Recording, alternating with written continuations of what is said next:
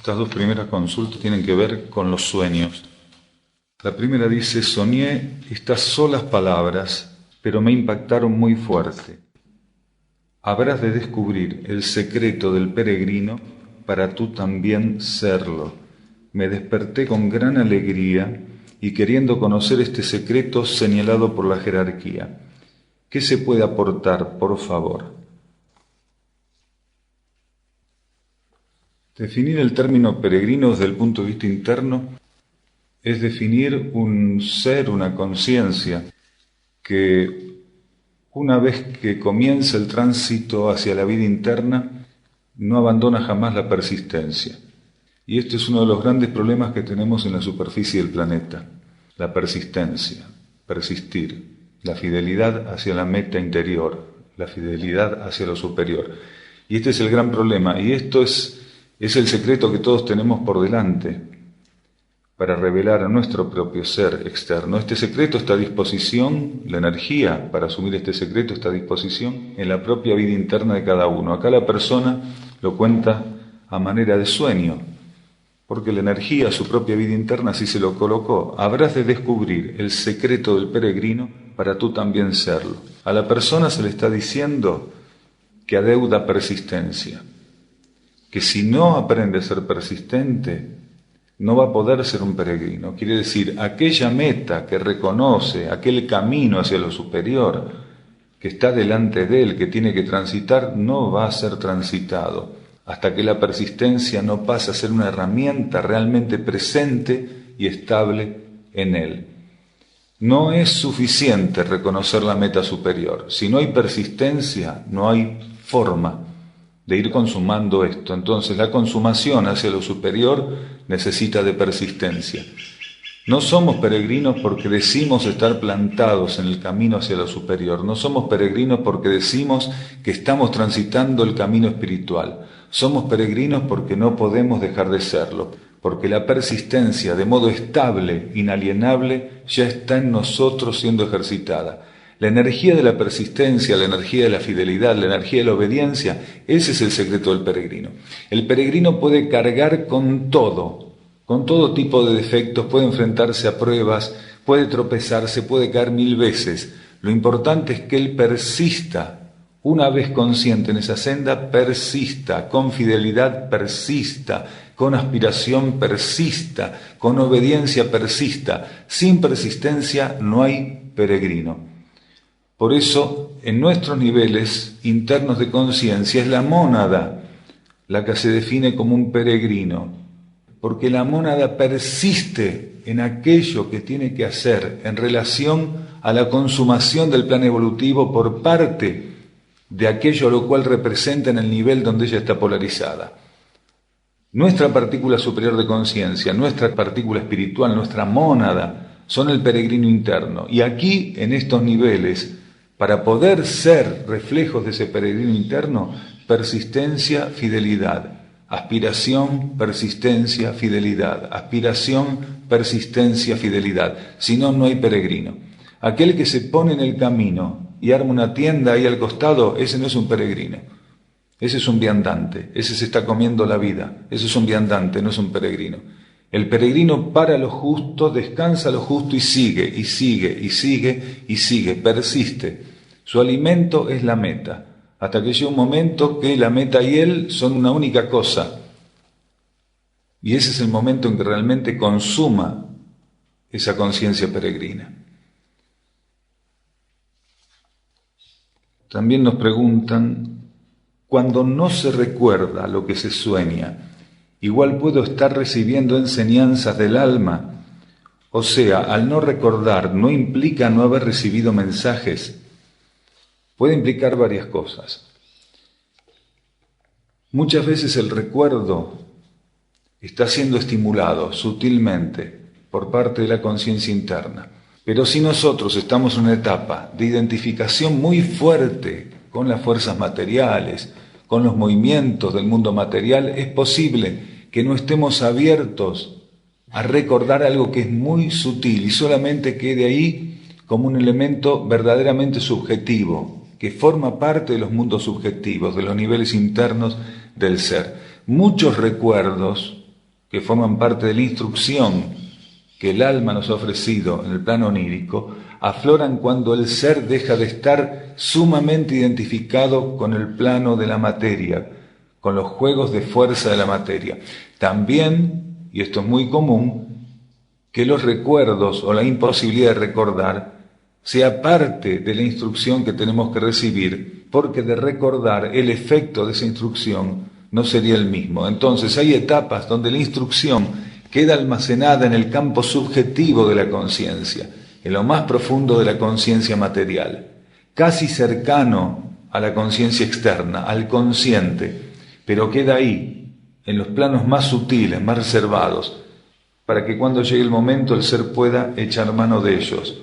O, si no va a echar mano nunca de ellos, para que la dimanación que esas energías generan reoriente silenciosa y benéficamente la conciencia que tiene que tornarse depositaria de esas energías. No siempre la instrucción tiene que ver con el mundo de las ideas, no siempre la instrucción tiene que ver con el mundo de los pensamientos.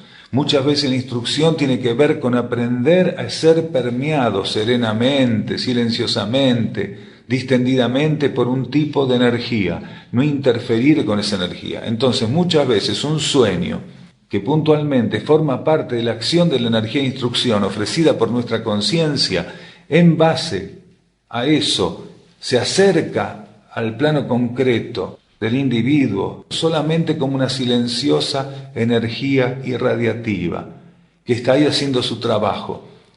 Y en la medida que nosotros podemos estar abiertos a la vida interna, cuanto más nos disponemos a estar abiertos a la vida interna, también de esa energía vamos haciendo disponibilidad, también de esa energía vamos haciendo un anclaje. Hay sueños que simplemente son colocados como energía de instrucción por nuestra conciencia interna para que sean una especie de fortificadores, de acompañantes silenciosos y ocultos, pero efectivos, en términos de energía, de los procesos de expansión, de los procesos de aspiración, de los procesos de vocación interna, de los procesos de transmutación. Muchos de los sueños simplemente están ahí para irradiar en los momentos en que nosotros, por aspiración, busquemos la vida interna. Y esos sueños ahí, que no recordamos, van a ser como elementos irradiativos que acompañen el proceso silenciosamente. De todos modos, a medida que la transición avanza, las condiciones, las características, las cualidades, el alcance, la interacción de lo que nosotros llamamos sueños cada vez va a ser más amplia. Hay aspectos de la vida onírica que todavía no fueron vividos por nosotros, porque no llegó el momento de experimentarlos. Hay aspectos, hay aportes de la cualidad de lo que llamamos sueños, de la energía de los sueños, que todavía están para ser vividas. Nosotros no conocemos todo el potencial y la gama de ofrecimientos de lo que llamamos sueños. No conocemos toda la manifestación de lo que llamamos sueños, todo el alcance, el potencial de lo que llamamos sueños. A medida que la transición se vaya agudizando, vaya avanzando hacia su terminación, todo lo que llamamos sueños va a mostrar también un potencial y características para nosotros desconocidas. Por eso, cuando estamos ante este concepto de sueño, tenemos que estar con una amplitud lo más extensa que podamos, la mayor de las amplitudes que podamos disponer ante esta energía, para no encapsular el concepto ni encapsular su alcance. Tener presente que lo que nosotros llamamos sueño es solamente una cáscara de la cual poco sabemos y que es capaz de ofrecer muchísimo en términos de conducción evolutiva cuando la vida interna sí lo dispone.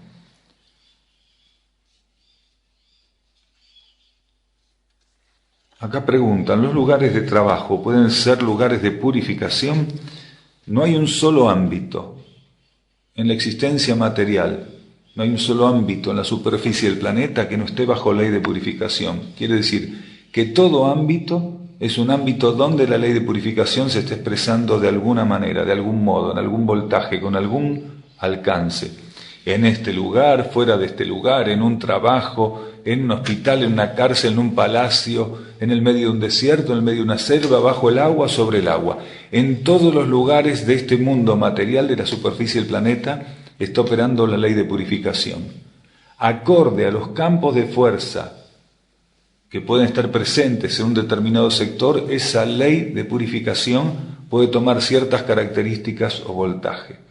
Y por campos de fuerza estamos haciendo señalamiento también, estamos hablando de modo directo de las partículas que lo componen. Un campo de fuerza tiene materiales constitutivos diversos, reino mineral, vegetal, animal, humano, y por arriba también, pero digamos, lo que alcanza la ley de purificación, porque por arriba del campo humano de conciencia la ley de purificación no opera solamente hasta el mental concreto, de modo directo, lo que nosotros podemos llamar interacción purificatoria. Entonces, desde el estérico físico hasta el mental concreto, ahí trabaja la ley de purificación. Todo campo en la superficie planetaria que involucre niveles etérico-físicos, emocionales y mentales concretos, está bajo ley de purificación. También dice, si trabajar con enfermos puede ser una manera de purificarse. En la superficie del planeta, toda acción que nosotros emprendemos, de algún modo, es una acción purificatoria. La diferencia es si esa acción purificatoria la estamos viviendo ya bajo ley de servicio o somos conciencias que estamos dormidas y todo lo que hacemos lo hacemos en el marco de la relación directa de nuestros débitos y créditos kármicos. Todo movimiento, toda participación, nuestra participación en cualquier ámbito de la vida planetaria, sea un hospital, sea un cine, sea una avenida, sea el comedor de mi casa, este salón, todo eso es un campo de purificación. Ahí estamos purificando. Y en lugares puntuales donde se padecen enfermedades en base a conjuntos de partículas que pueden estar pasando esos procesos, la purificación tiene una connotación particular, tiene una patología en particular, o un conjunto de patologías en particular. Y aquí dice, trabajar con enfermos puede ser una manera de purificarse, sí, tanto uno como el enfermo, obviamente. Según cómo estoy en relación a aquel que padece la enfermedad, de ese modo también voy a entablar un vínculo, tener una experiencia purificatoria. Voy a vivir un proceso purificatorio. Según cómo sea mi estado de conciencia, por qué estoy en ese lugar. Si es simplemente como una retribución kármica, hay personas que se encuentran presentes en ámbitos donde hay cantidades de enfermos, en hospitales, en clínicas o en situaciones donde hay muchos enfermos, un campo de batalla que arma un reducto para poner los heridos. No importa si oficialmente hay médicos o no los hay. Si hay un caudal de lo que nosotros llamamos enfermedad, que es un término discutible en la superficie del planeta, porque estamos todos enfermos en algún grado. Según cómo sea la presencia, cómo esté avalada la presencia, nuestra presencia en ese ámbito, va a estar la diferencia. Un ser puede estar presente en un hospital, en un ámbito donde hay muchos enfermos, simplemente porque él tiene débitos kármicos. Él generó en algún momento esta obligación de estar presente donde hay enfermos, o porque generó enfermedades, o porque estuvo ante las enfermedades de un modo inadecuado, porque generó lo que no había que generar de algún modo, no supo acompañar aspectos purificatorios. Puede ser que en ciertas encarnaciones se los coloque por periodos muy extensos o casi a lo largo de toda una encarnación a participar en hospitales, en clínicas, en acciones de asistencia, de urgencia, de emergencia, en campos de batalla. Entonces, dependiendo. Ahora, el ser podría no necesitar kármicamente esto, estar liberado, pero al estar despierto internamente y ofrecido bajo ley de servicio a participar de la vida planetaria, dadas las dificultades que existen hoy para que las partículas expresen la ley de servicio y para que la materialidad sea tocada por esa ley, muchos autoconvocados pueden ser llevados a participar en hospitales, en clínicas o en ámbitos donde hay enfermos, simplemente para compensar el déficit que existe en la superficie planetaria en relación a la asistencia profunda, a la asistencia elevada de quienes padecen cierto tipo de purificaciones. Entonces, dependiendo del estado de conciencia, un ser puede estar presente en un ámbito donde hay enfermos de un modo u otro.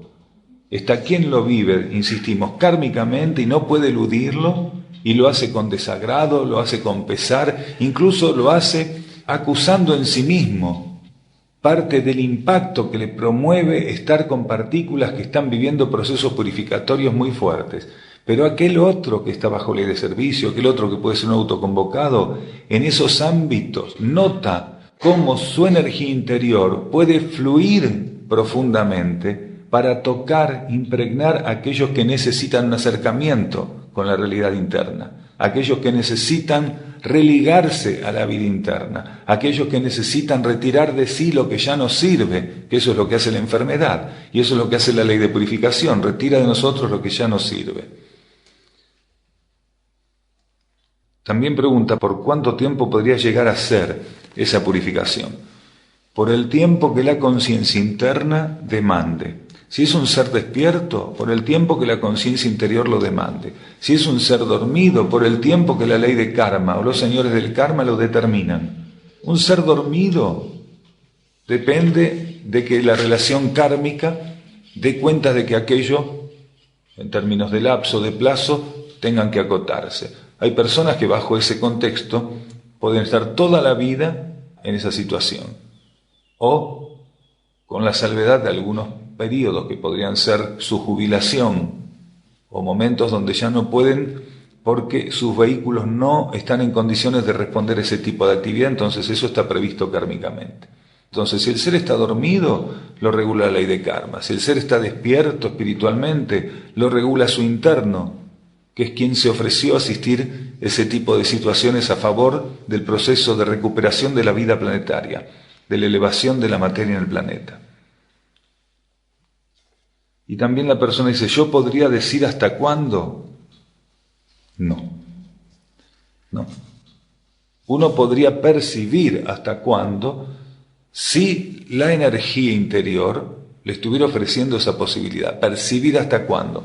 ¿Por qué decimos si la energía interna lo ofrece? Porque una persona puede estar siendo llevada por su conciencia interna a participar de este tipo de situaciones, pero todavía carecer, por falta de atención, por no estar lo suficientemente estable en términos de sintonía y alineación, puede carecer de la particularidad de poder estar lo suficientemente lúcido para captar un impulso interno que le esté anticipando que esa situación va a disolverse, que esa situación va a llegar a su fin.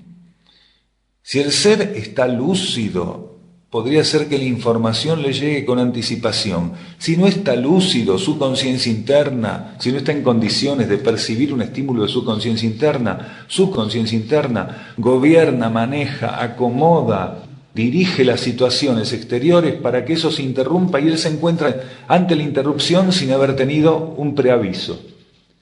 ¿Para qué la conciencia interna podría a veces avisarnos de una situación? Porque eso permite que nosotros colaboremos para que haya una mayor economía de energías, un menor costo de energías, una mayor síntesis, para poder colaborar conscientemente con lo que la vida interna va previendo que tenemos por delante.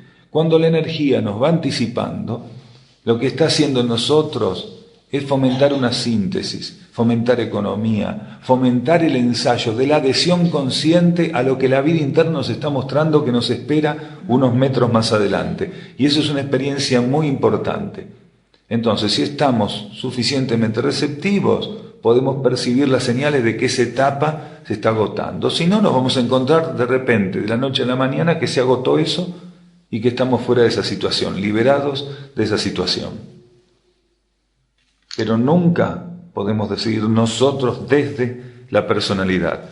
Queremos decir nunca en términos de no complicar esa situación, porque la personalidad puede decir no y se acabó, dice no y se acabó, ya está. Pero lo va a complicar. Queremos decir que la personalidad no puede decir no mientras la vida interna no sea quien está determinando que la situación se diluye o está agotada, o que la ley de karma dice que esa situación ya está saldada. Pero el ser no puede, por libre albedrío, en esta etapa de la transición, no puede tomar como válido decir no. Porque en esta transición es donde tenemos que ensayar la adhesión a la voluntad interna, o la adhesión a lo que podría ser que todavía bajo ley de karma se nos esté mostrando que tenemos que asumir, sea lo uno o sea lo otro, porque también hay aspectos elevados de la ley de karma. No siempre la ley de karma está manejando partículas que no tienen ningún grado de sensibilidad, de receptividad o de flexibilidad. Muchas veces la ley de karma está ahí todavía operando, interactuando en partículas que ya tienen que ensayar un cierto grado de conciencia para que ese cierre entre lo kármico, lo netamente kármico y lo netamente evolutivo y superior, es decir, entre la ley de karma y la ley evolutiva superior, sea en un marco, en un contexto, en una línea que a veces necesita, según las características de linaje o de rayo del ser, conciencia, lucidez. Hay seres que necesitan hacer aspectos transicionales con mayor lucidez, con la capacidad de observar, de estar ante eso, pudiendo entender de qué se trata. Hay otros que no, que la energía determina que no, que cierto tipo de aprendizaje lo completarán o lo implantarán o lo complementarán más adelante.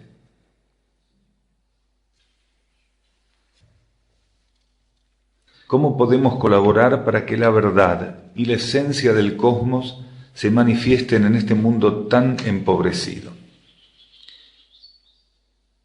Cuando nosotros estamos haciendo este trabajo de búsqueda de sintonía interna, de entrega hacia lo superior, y eso se va concretando, y nuestra conciencia se va elevando hacia la vida interna, cuando comienza a aspirar y se eleva genuinamente hacia el conocimiento de la ley interior, a partir de ahí la conciencia que se eleva pasa a ser una herramienta, porque en la medida que se eleva la conciencia, se torna depositaria, se torna espejo, se torna herramienta de la vida interior, de la ley interna. Y cuando se va tornando herramienta de la ley interna, comienza a reflejar las cualidades de la ley interna, de la vida interna en la materialidad.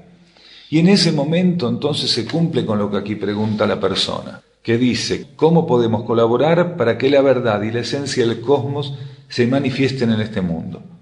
Cuando mi esencia interna se vuelca en la materialidad, entonces la materialidad asciende hacia la vida cósmica, va al encuentro de la vida cósmica y comienza a vivirla también en este nivel.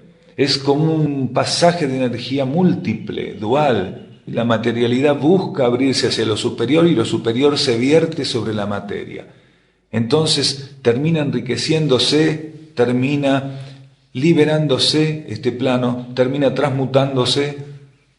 Entonces ahí realmente la realidad, la verdad de la esencia cósmica, en la medida que le corresponde ya a estos niveles de conciencia, comienza a expresarse, comienza a revelarse.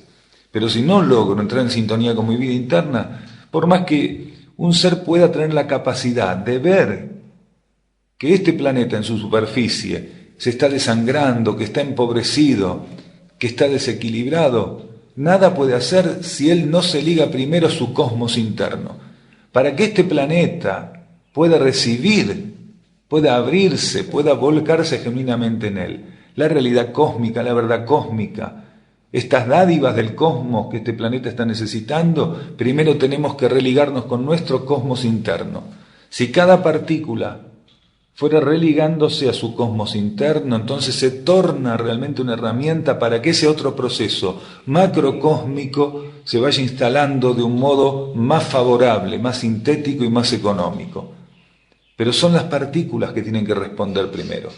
No hay forma que se pueda hablar de la respuesta de un planeta a la vida cósmica si no es a través de la respuesta de cada una de las partículas que constituyen o que se están expresando en experiencias evolutivas en cada uno de los reinos que está presente en ese planeta. Sin eso es imposible.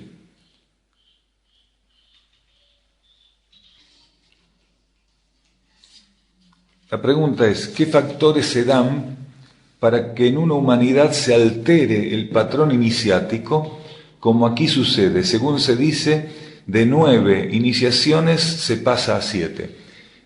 ¿Por qué se puede hacer esta reducción de 9 iniciaciones a 7? Primero, porque una transmutación logoica. Quiere decir, la gran conciencia cósmica que utilizaba este planeta como modo de expresión, que toda la conciencia planetaria le servía como expresión a ese ser, transmutó, quiere decir, está siendo retirado. y está ingresando o ingresó otra conciencia, pero de mayor evolución que esa, con mayor experiencia evolutiva.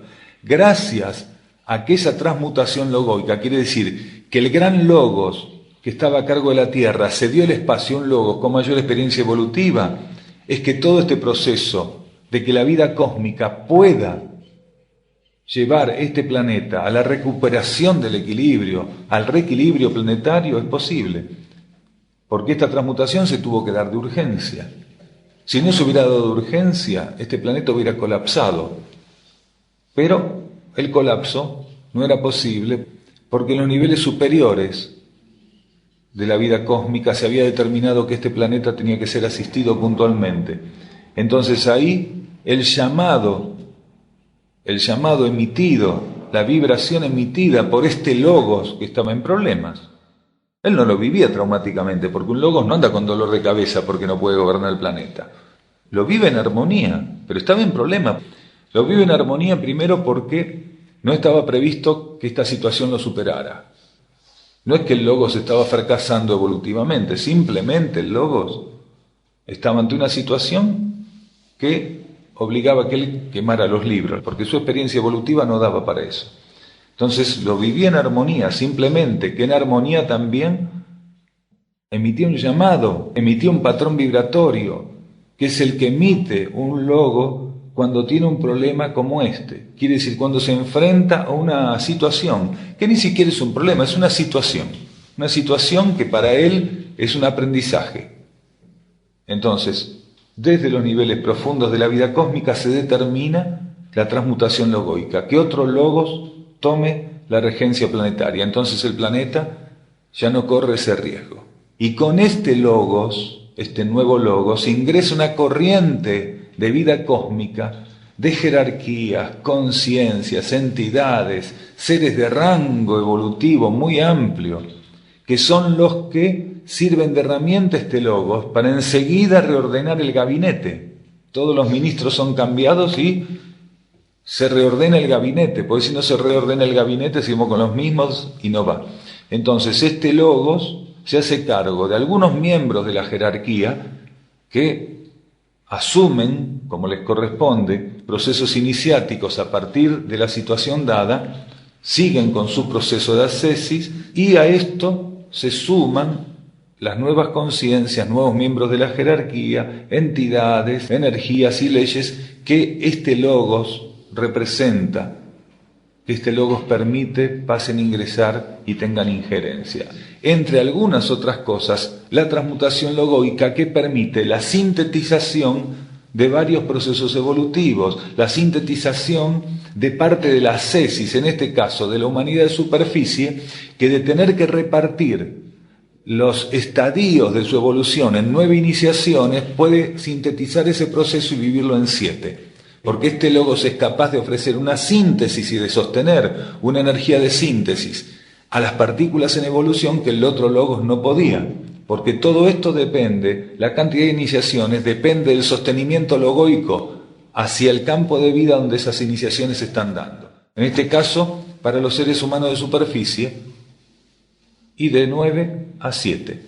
Y como este logos todavía puede ofrecer más, y como todavía debe ofrecer más, y la síntesis va a ser mayor, porque la humanidad de superficie va a pasar de estar bajo ley de karma a estar bajo ley evolutiva superior, en cuanto la purificación termine, se instale el nuevo patrón renovado de un modo estable, va a haber otra sintetización y de 7 van a ser 5 las iniciaciones.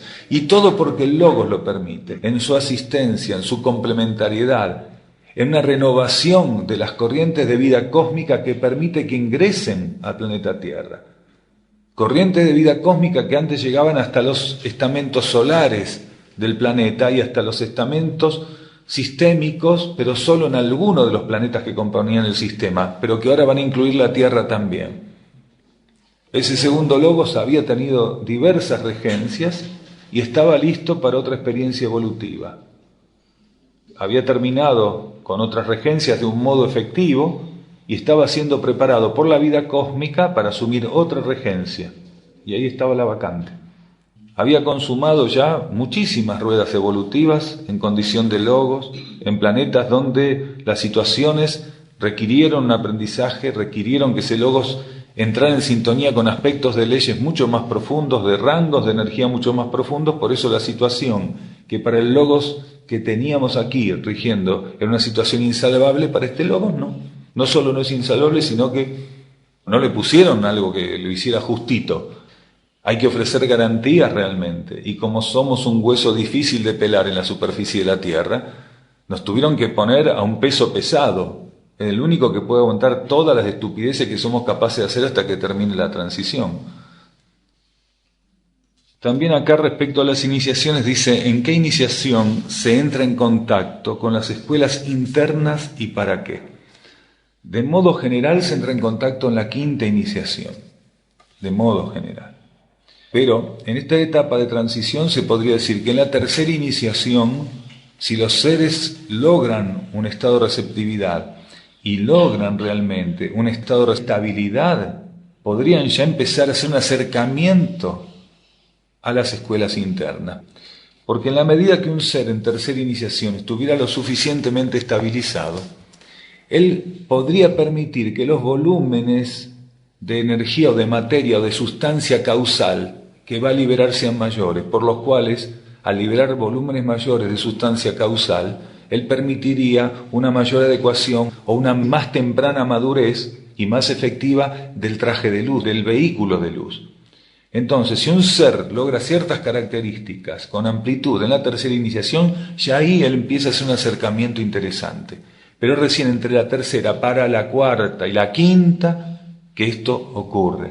Recién en la quinta es donde él puede profundizar adecuadamente el ofrecimiento que existe en las escuelas internas. Porque es en la quinta donde realmente la mónada cuenta con el traje de luz lo suficientemente desarrollado y estabilizado para que el potencial monádico pueda impregnar ese traje y la experiencia en términos de conciencia a través del traje de luz pueda darse. Antes de eso es imposible. Antes de una tercera iniciación es imposible. Porque el ser no está haciendo ensayos de esa magnitud, el ser está haciendo ensayos de comenzar a interactuar de un modo más profundo y estable con los grupos internos.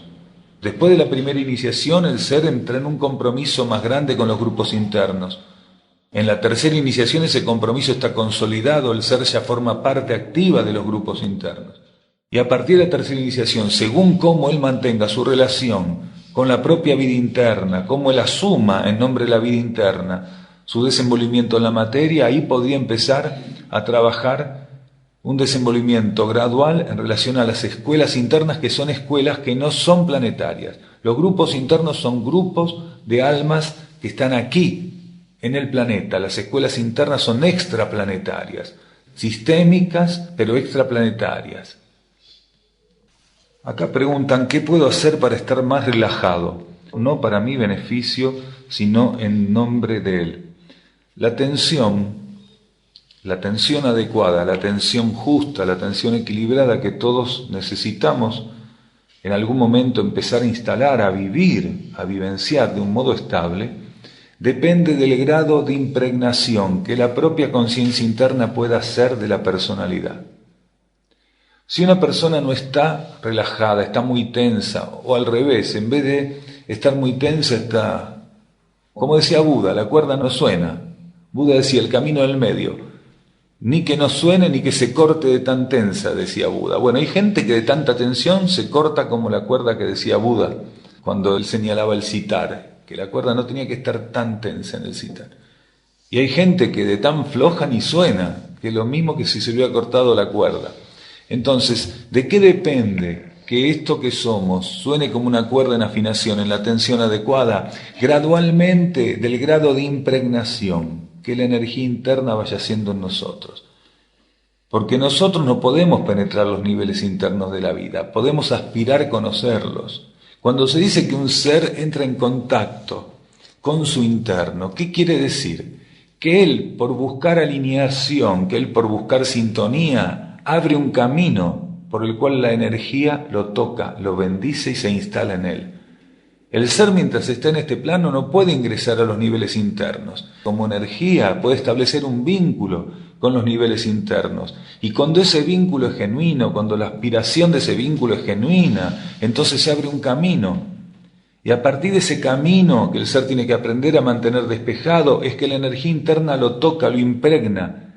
Y a partir de esa impregnación es que el ser comienza a lograr estar en el estado justo, en la atención justa, en su conciencia psicofísica, ni flojo ni ajustado. Y a medida que ese camino se hace más amplio, a medida que los voltajes y volúmenes de energía que pueden pasar hacia el ser en este plano son mayores, el grado de ajuste de esa tensión se hace más dinámico, porque no existe un solo punto de tensión.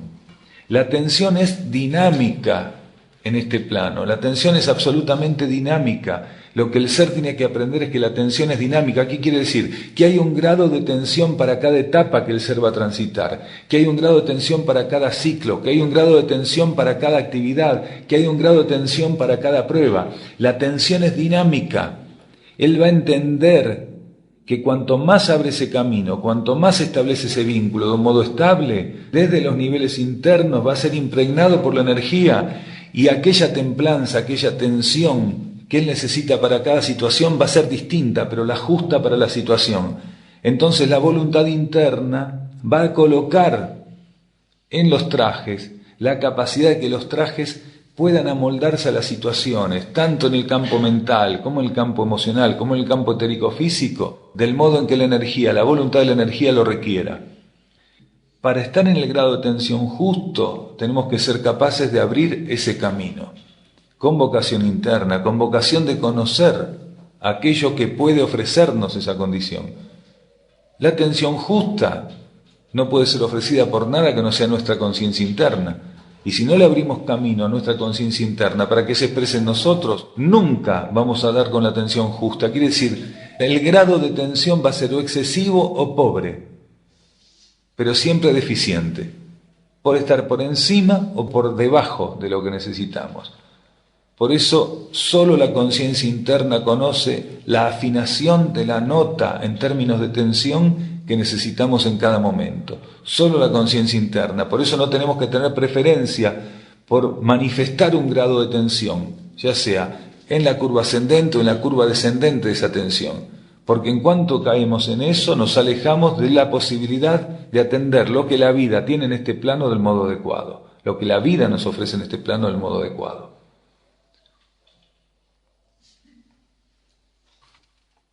Acá dice, lo que experimenta este planeta es único y conciencias de alto grado evolutivo nos observan. Tiene cierta relación que la Tierra pase a manifestarse como una escuela de curadores con la profunda desconexión interna de los seres, el grado de densificación de la materia y el gran asedio de las fuerzas involutivas. Tiene una relación perfecta porque, efectivamente, la escuela de curadores que va a representar este planeta, cuando termine su elevación, su transmutación, su purificación, necesita de este aprendizaje, de estar ante la enfermedad, ante el desequilibrio, ante las fuerzas involutivas. Una escuela de curadores, previamente a su sublimación, a su consumación, a su instalación, a su funcionamiento, tiene que ser un núcleo que conozca profundamente los efectos, las variables, las consecuencias de las fuerzas involutivas en las partículas, en los campos de vida, en los planos que componen un planeta, por ejemplo, como el nuestro. Nosotros acá estamos viviendo profundamente todo tipo de enfermedades, de desequilibrios, de desvíos, de desarmonías, y toda esta experiencia que está acumulando el planeta en su superficie va a ser asumida como experiencia evolutiva a la hora de que la Tierra pase a expresarse, una vez terminada la purificación planetaria, como escuela de curadores. ¿Cómo una escuela podría dedicarse a la cura si primero no conoció del otro lado la enfermedad? ¿Cómo podría dedicarse a la armonización una escuela si quienes van a estar presentes en ella no saben lo que es la desarmonía? ¿Cómo puede dedicarse un núcleo a implantar el equilibrio si primero no experimentó con el desequilibrio? Entonces todo esto que está pasando en la Tierra, por un lado, desde la óptica interna y elevada del cosmos, es un precioso ofrecimiento de ensayo evolutivo para quienes luego van a atender sectores de la vida cósmica donde la desarmonía, la enfermedad, el desequilibrio, el desvío van a estar presentes. ¿Cómo esta escuela de curadores, en lo cual se va a transformar la Tierra, va a trabajar para que se supere la inercia? Si primero no conoció la inercia, como hoy la humanidad de superficie conoce la inercia, padece la inercia y expresa la inercia. Entonces esto es lógico, hay una relación directa. Y en cada planeta, cuando al corto o al mediano plazo el planeta va a tener que emprender un cierto tipo de actividad en pos de lo que tiene que representar en ese sector de la galaxia, las experiencias previas van a estar directamente relacionadas a eso. Por eso, porque en este sistema solar estaba prevista una escuela de curadores, fue que también la Tierra fue un reservorio de corrientes de vida con cierto grado de interferencia y fracasos evolutivos en alguna medida, llevadas a estar aquí presentes. Muchas de las tandas monádicas que ingresaron a la Tierra venían de grandes conflictos en otros sistemas solares, en otros rincones de las galaxias o de otras galaxias.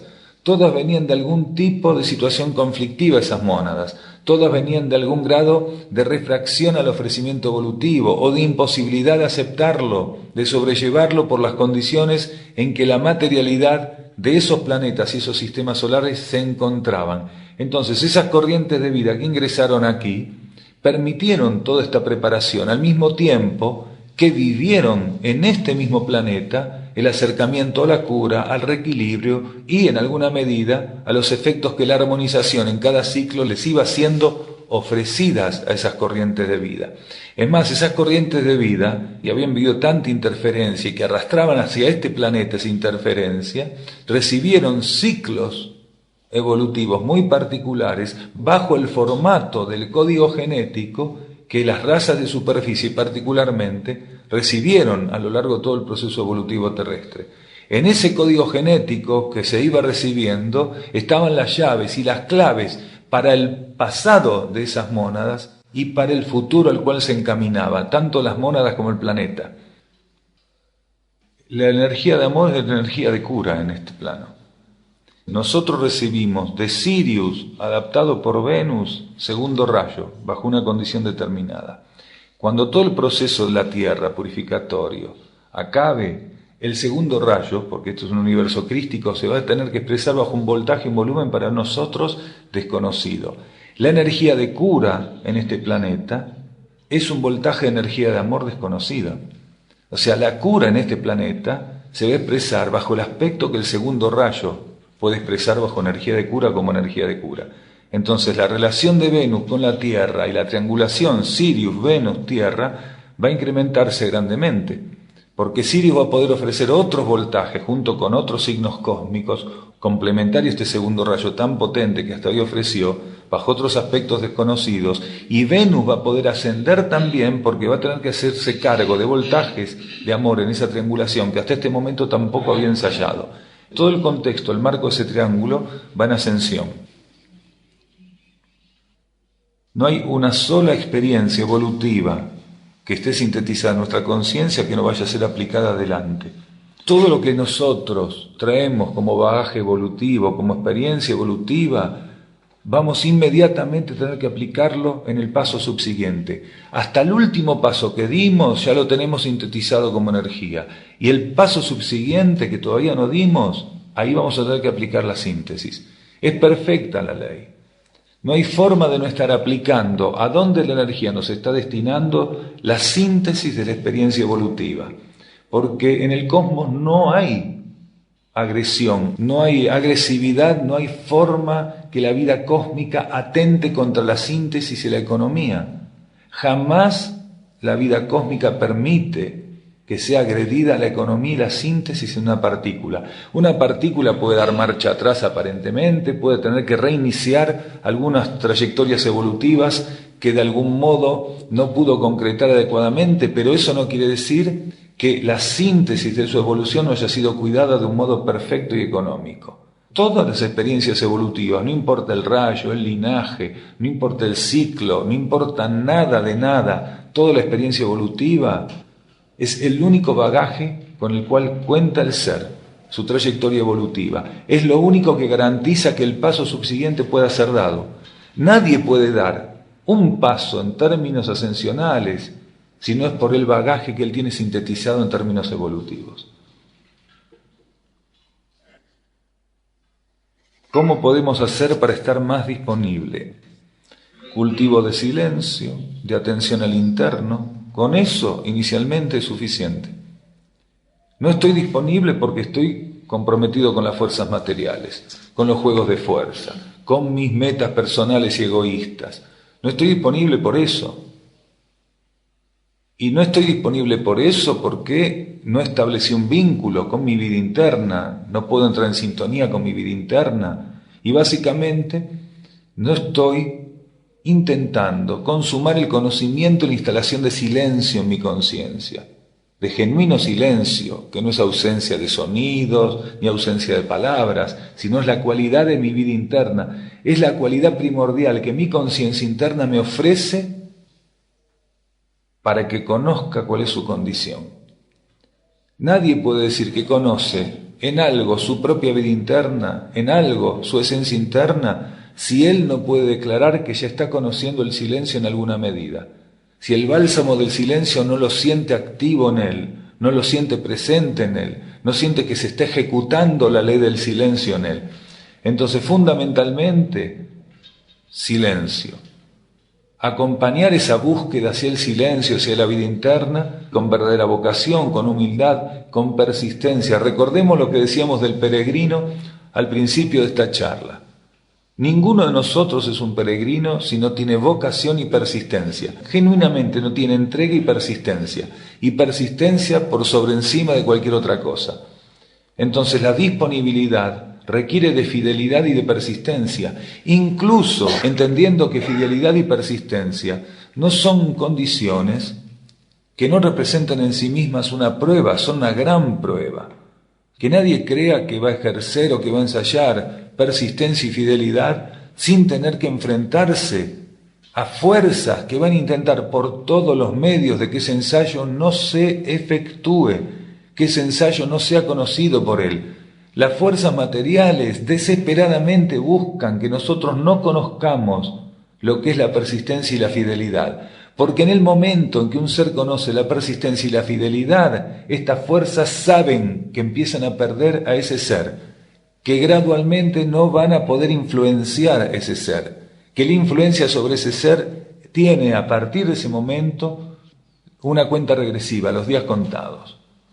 Entonces es muy importante para poder estar disponibles, para llegar a estar disponibles, conocer el silencio, aspirar el conocimiento de la vida interna y persistir en todo lo que involucre ese sostenimiento. Y sobre todo, y esto es fundamental, aprender continuamente a tener presente que no tenemos que evaluar cómo está yendo ese negocio. Porque evaluar los negocios es propio de quien trafica con la materia y está preso de la materia. Nosotros no estamos acá para evaluar ese negocio, de ver si realmente podemos estar en una mejor condición, cómo va nuestra evolución, si estoy más elevado estos días, si no estoy más elevado, si estaré haciendo un proceso iniciático, si estaré transmutando. No estamos para evaluar nada de eso, no es evaluable. Nosotros tenemos que persistir y persistir sin perder tiempo en caer en trampas como la evaluación, la comparación. En el momento en que entramos en esas trampas, esta receptividad, esta disponibilidad que queremos tener, supongo, para servir al planeta, empieza a quedar soslayada y cada vez más inefectiva. ¿Por qué se habla de mundo interno y de mundo externo si en realidad se trata de un único y mismo planeta? A veces decimos, en los niveles internos del planeta, o en los mundos internos, o en el nivel externo del planeta, o en el mundo externo planetario. Y ciertamente estamos hablando del planeta Tierra, pero dentro de un universo planetario existen niveles de conciencia bien marcados, subuniversos, o lo que podríamos llamar mundos, que están regidos por sus propias leyes, que tienen sus propios habitantes, que tienen su propia propuesta evolutiva para ese ciclo y ese momento de la vida planetaria de sus habitantes. Hablamos de mundos internos porque hablamos de un nivel del planeta que tiene habitantes de una condición, leyes de una condición y una propuesta evolutiva puntual para llegar a cumplir la meta única planetaria. La propuesta evolutiva que se le ofrece a los habitantes de los mundos internos es muy diferente a la que nosotros estamos aquí recibiendo, aunque todos estamos siendo estimulados para que se consume una única meta evolutiva para el planeta. En los niveles internos, lo que se le está ofreciendo a esas partículas es diferente porque están bajo otras leyes. Su condición evolutiva es otra. Entonces, otras leyes, otros habitantes, otro tipo de propuesta para llegar al único. Por eso es un mundo interno, por eso se dice mundos internos o mundo interno, porque tiene esas particularidades que no podrían ser vividas, expresadas, desarrolladas, desenvueltas en el nivel externo de este mundo, quiere decir en el mundo externo. Las leyes del mundo externo, esos habitantes y esa propuesta evolutiva no le permitirían asistir la meta única del planeta. Entonces se les da las condiciones adecuadas en un nivel, en un plano, en una dimensión planetaria para que sí hagan ese trabajo. Está en base a su requerimiento evolutivo. ¿Un mundo interno qué es? Es una franja de conciencia que contempla la condición evolutiva de las partículas que van a participar de ese mundo interno. Las partículas no están a disposición de ese mundo interno, sino que ese mundo interno está a disposición de esas partículas. Este planeta le tiene que ofrecer condiciones puntuales en los niveles internos a ciertas partículas que sin esas condiciones no podrían proseguir su fase evolutiva. Entonces, un mundo interno es un conjunto de planos, niveles, reinos que ofrece a las partículas presentes en él las condiciones adecuadas, insoslayables para su evolución. Y acá en el mundo externo pasa lo mismo. Nosotros no podríamos ir en estas condiciones evolutivas, con nuestras necesidades evolutivas, a los mundos internos a hacer esto. Todavía tenemos que hacer todo un trabajo en el mundo externo, en la superficie planetaria, todo un trabajo que es muy puntual, muy importante, es único. Es un trabajo que se da cada ciclos y ciclos en un planeta, como esto de la transición de la ley de karma a la ley evolutiva superior, a la ley de ciclos.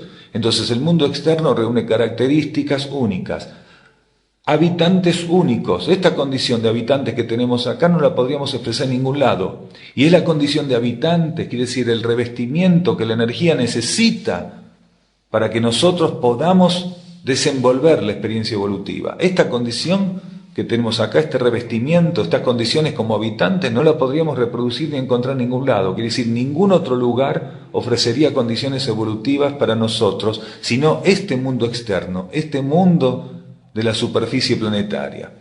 Ningún otro. Por eso hablamos de mundo externo, de mundo interno, o de mundos externos o de mundos internos.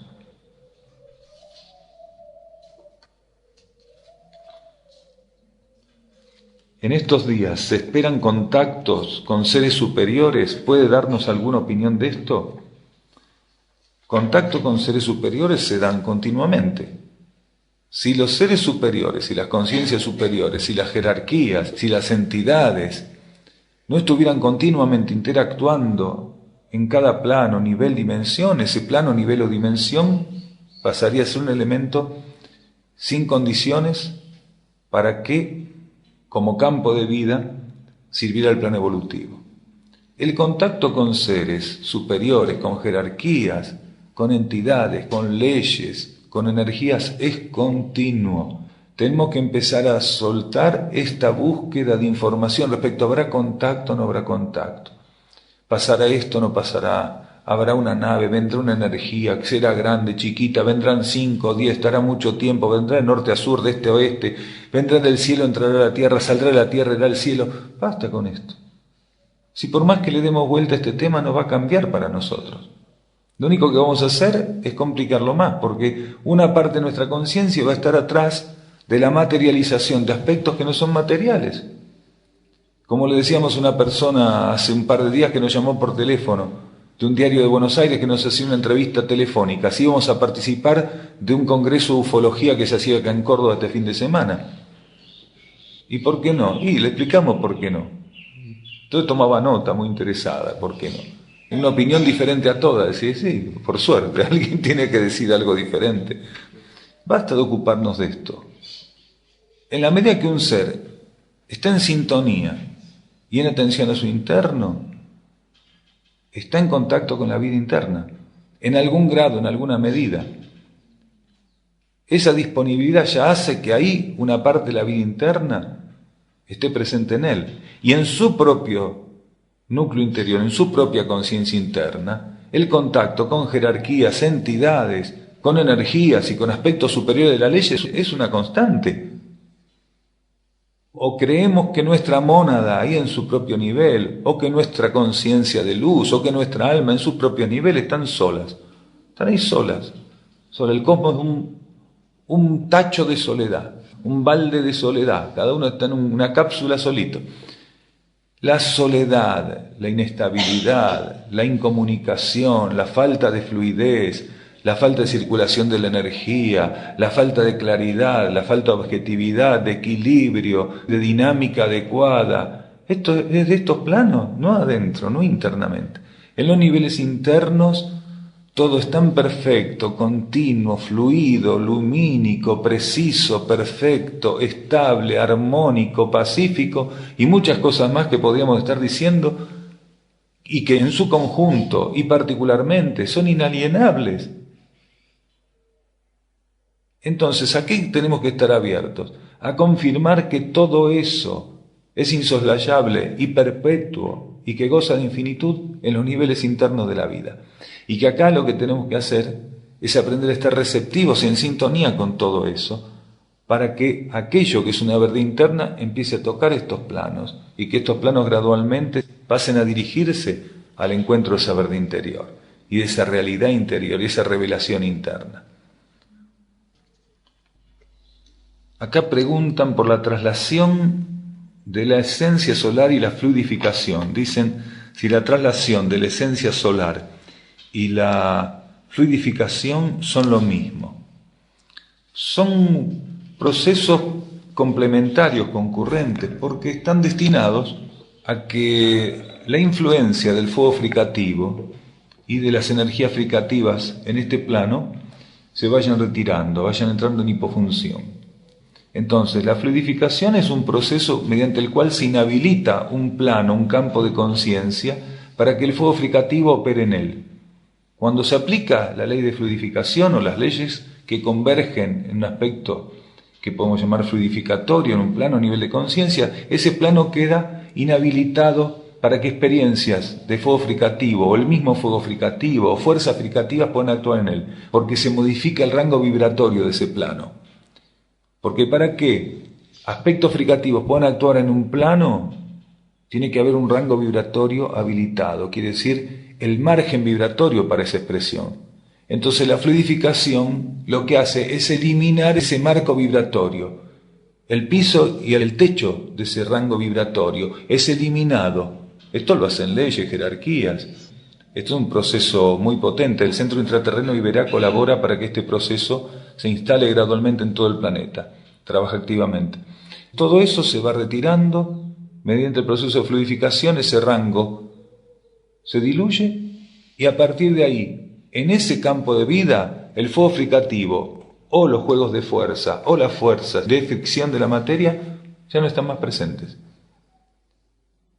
Y eso pasa en universos que están bajo ley evolutiva superior. Mientras está bajo ley de karma, no. Ahora está operando la ley de fluidificación. El proceso de fluidificación está operando, porque gradualmente la ley de karma va a ser trascendida para que la ley evolutiva superior pueda operar.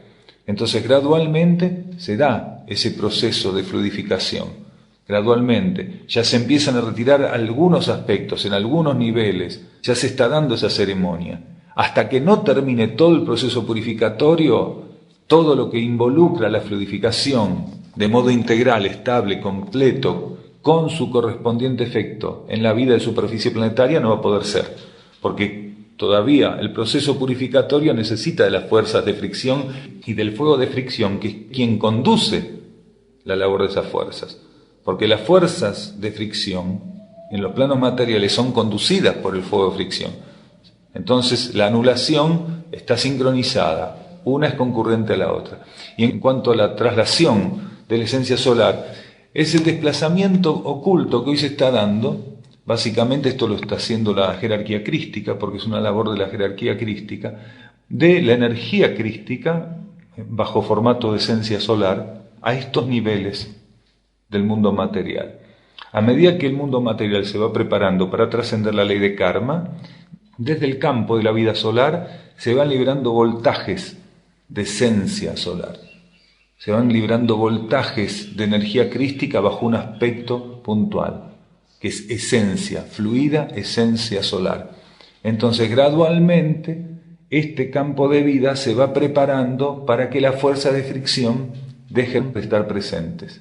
Entonces, el proceso de la traslación de la esencia solar, quiere decir, el desplazamiento, la dimanación o la circulación de energía solar en los campos de vida material del planeta y la fluidificación son como fuerzas concurrentes que generan y trabajan para un mismo efecto. Que el proceso fricativo, que las fuerzas de fricción y que las fuerzas involutivas ya no puedan operar en el planeta. Entonces, un trabajo esencial en un planeta que está dejando la ley de karma material y que va a pasar para la ley evolutiva superior. Es una potencialización que se vive en ese proceso, porque cuando la energía solar, bajo formato de esencia fluida, toca los campos materiales, comienza a dimanarse sobre los campos materiales liberados del peso de fricción, empiezan a responder a eso y buscan ascender hacia el foco de la esencia que ahí se está liberando, de la esencia solar que los toca. La esencia solar que los toca genera o vive un proceso de reverberancia, quiere decir, se realimenta de la respuesta de los campos materiales y vuelve a la fuente con un voltaje mayor. Y entonces aquí vemos cómo en el universo solar y el universo planetario existe, cuando la materia responde, existe la realimentación y la ampliación de los voltajes de energía. Es como que la energía se amplía a sí misma cuando los mundos materiales responden a la propuesta superior. La esencia solar o la vida solar o la conciencia solar en estos campos de existencia cósmica son sinónimos de energía crística, en otros campos son sinónimos de otra forma de vida. Entonces, este es un sistema solar y un planeta cuya sustentabilidad en términos de energía es crística, porque son universos de segundo rayo, de energía crística. Los fuegos forman parte de todo ese contexto. Este universo, que es de tracción crística, en este momento tiene presente el fuego fricativo, el fuego solar o eléctrico y el fuego cósmico. Cuando el universo asciende, se produce una síntesis, y esa síntesis involucra, por ejemplo, el retiro por la fluidificación del fuego fricativo y que voltajes más fuertes de fuego solar o eléctrico y de fuego cósmico puedan expresarse en ese universo. A medida que ese universo va ascendiendo, se van sintetizando la presencia y la acción de los fuegos, pero en la síntesis se da un voltaje mayor del fuego que queda imperando. Entonces así, finalmente, bajo ley de equilibrio, los universos son conducidos en androgenia por el fuego cósmico de un modo cada vez más profundo y en voltajes cada vez mayores. Porque en definitiva, solo el fuego cósmico puede conducir las partículas al centro de la vida universal, de la vida cósmica. Entonces, cuando la trayectoria está sintetizada a partir de ciertos planos de conciencia cósmicos, solo es el fuego cósmico el que está actuando sobre un universo o sobre un campo de vida. Los demás fuegos sirven para ir conduciendo la vida en cada etapa, pero a partir de cierto nivel de conciencia, solo fuego cósmico bajo cierto voltaje, por eso es solo ley de equilibrio bajo cierto voltaje. Y es el fuego cósmico al mismo tiempo que la ley de equilibrio, tanto ley como fuego, que tienen mayor rango de expresión y mayores capacidades expansivas, porque a partir de cierto momento son solo ellos los que dirigen los campos de vida. Si puede volver a explicar por qué los seres intraterrenos no conforman una sola raza como ocurre con nosotros en la superficie. La falta de síntesis o la falta de economía son experiencias que las tenemos que vivir en este campo de vida de superficie. En los niveles internos se hacen experiencias múltiples que permiten aprovechar el ciclo bajo el cual ese campo de vida se está expresando. Los seres intraterrenos, por ejemplo, están viviendo un ciclo en este momento, bajo ley evolutiva superior.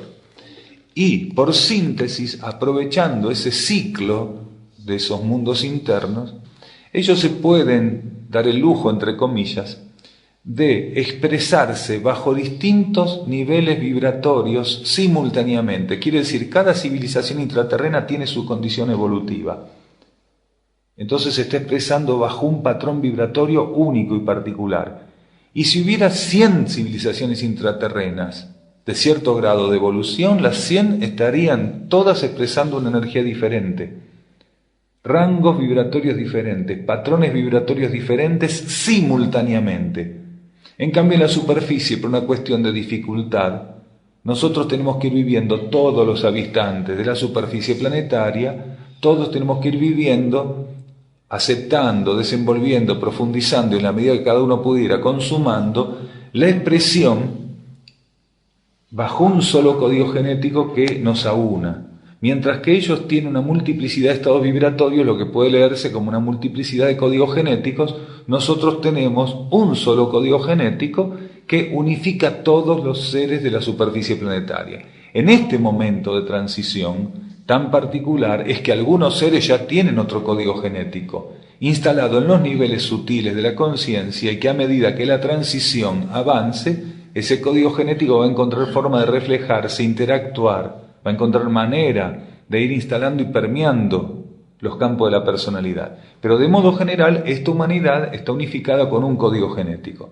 Entonces, esta es la diferencia y el porqué. Las civilizaciones intraterrenas, a pesar de tener todas un patrón genético diferente, quiere decir una multiplicidad de estados vibratorios vividos simultáneamente, no confrontan, se ven como elementos hermanados, viven en la fraternidad, viven la unión, la fraternidad, la cohesión, viven bajo la ley del amor de un modo estable y profundo. Si nosotros aquí, en la superficie planetaria, como tantas veces dijimos, tuviéramos 5, 6, 7 códigos genéticos y nos veríamos unos a otros como animales o como enemigos o como bichos raros con los cuales hay que confrontar o a los cuales hay que vencer o dominar. Ellos son tan diferentes unos de otros porque tienen códigos genéticos tan diferentes, pero como no ven lo externo y solamente ven lo interno, viven en comunión, porque lo que entienden, lo que ven, lo que perciben en el otro, su esencia. Un ser intraterreno de Mixtlitlán, cuando está haciendo un trabajo, una labor planetaria, servicio planetario con un ser de Erx o de Iberá, no está viendo formato, está viendo esencia, está viendo luz, está viendo conciencia. Entonces, lo único que ve ahí son leyes. Lo único que respeta ahí son leyes, lo único que expresa son leyes, lo único que se reflejan en ellos son leyes. Nosotros no, tenemos una gran dificultad. Si aquí apareciera un ser de superficie con otro código genético que de repente hace que tenga 2 metros de altura, 2,5 metros de altura, 4 brazos, un solo ojo y 20 lenguas, o nos morimos en un síncope o salimos con una escopeta para cazarlo y si es posible venderlo en un circo. Estos seres que son todos diferentes, porque todas las civilizaciones intraterrenas tienen una energía única pero realmente única, son únicos, porque una cosa es que un ser libere luz en un 80% y otra cosa es que la ceremonia de la energía a través de su conciencia sea la misma que la de otro ser. Las civilizaciones más avanzadas del planeta liberan aproximadamente un 80% de luz. Liberan luz en un 80%, porque en esos niveles de conciencia, hablar de coeficiente evolutivo mental es hablar de liberación de luz, no como nosotros, donde la medición se da en otras escalas y donde no es luz precisamente a lo cual prestamos atención y sobre lo cual estamos hablando. También podemos decir que nosotros, como humanidad de superficie, liberamos luz en un 6%, en un 7% o en un 8%, que sería el promedio de coeficiente mental de la superficie planetaria. En cambio, un ser intraterreno libera un 80% de luz, que esa es la medición de su coeficiente evolutivo, y no libera el otro 20%, no porque esté imposibilitado, sino porque la ceremonia evolutiva iniciática que está viviendo hace que ese requerimiento sea obligatorio. Porque si un ser que todavía no está listo para vivir ciertos aspectos de leyes, liberara, sin estar previsto para él, la totalidad de su luz, se desintegraría. Su revestimiento sutil no está preparado para ese pasaje de luz, y sí para el 80%, a diferencia nuestra, que estaríamos preparados para poder liberar más luz, pero nuestro compromiso con la materia nos encapsula en la oscuridad, pues estaba previsto liberar más luz interna en esta etapa de la humanidad. Entonces, ahí tienen estados vibratorios diferentes, pero cada uno de esas civilizaciones superiores, a pesar de tener un estado vibratorio diferente a la otra, libera luz en un 80%. O en el 79, o en el 75, o en el 82, dependiendo lo que fuera. Cuando se habla de 80% se habla de una cifra que unifica el concepto para nosotros que somos de superficie. Pero fuera en un 79, en un 85, en un 92, fuera en lo que fuera, esos seres están liberando luz, más o menos una misma línea evolutiva, pero bajo aspectos vibratorios y ceremonias diferentes. No nos olvidemos que las civilizaciones intraterrenas también representan energías de rayo. Entonces, sus aspectos genéticos o vibratorios están íntimamente relacionados a las energías de rayo con las que trabajan, por ejemplo.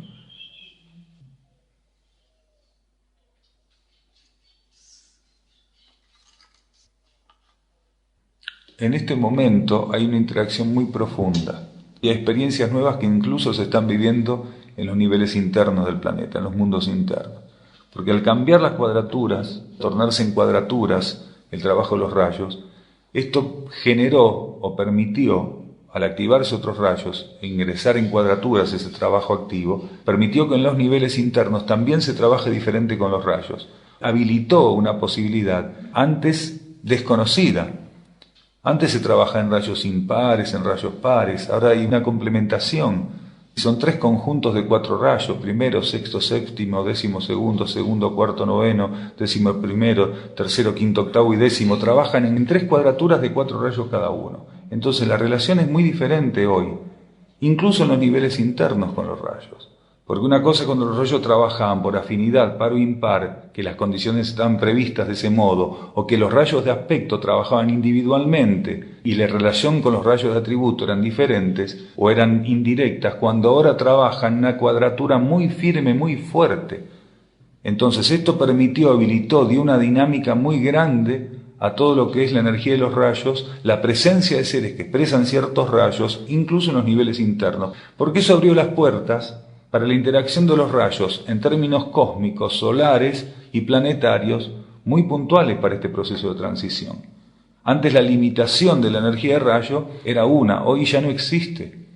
Esta posibilidad inteligente, sintética, que se ofreció de cuadratura, de 3 cuadraturas para trabajar los rayos en el planeta, para que interactuaran los rayos en el planeta, ofreció posibilidades inéditas. Entonces permitió el enriquecimiento, la oxigenación de todo lo que tenga que ver con trabajo de rayo, con seres que expresan un cierto rayo. Eso permitió también que centros como este puedan permitir con más flexibilidad personas de distintos rayos interactuando, permaneciendo periodos prolongados o residiendo. Eso enriqueció todo, permitió que todo fuera cambiando, que se abriera otro campo. Las bases están en una interfase donde la acción de los comandos extraterrestres genera una gran influencia y la transferencia de leyes cósmicas también. Si bien la relación con los mundos internos es directa, en las bases se da un trabajo diferente. Hay una relación en ese sentido, pero es diferente porque actúan de modo muy directo aspectos de las leyes externas al planeta y al sistema solar. Muchas gracias.